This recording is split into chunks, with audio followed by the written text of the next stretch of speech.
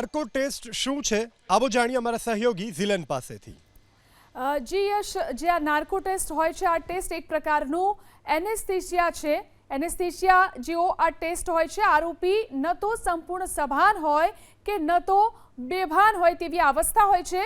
આરોપીની સંમતિ વગર આ ટેસ્ટ થઈ શકતો નથી।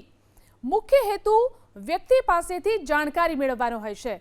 શારીરિક અને માનસિક રીતે અસ્વસ્થ વ્યક્તિનો આ ટેસ્ટ થઈ શકતો નથી। ખૂબ જ સંવેદનશીલ આ પરીક્ષણ હોય છે। આ ટેસ્ટ પહેલા પોલીગ્રાફ ટેસ્ટ પણ કરવામાં આવતો હોય છે। તો ટેસ્ટની ટીમમાં ડોક્ટર, ફોરેન્સિક એક્સપર્ટ પણ સામેલ હોય છે। ટેસ્ટની ટીમમાં તપાસ અધિકારી અને મનોવૈજ્ઞાનિક પણ સામેલ હોય છે।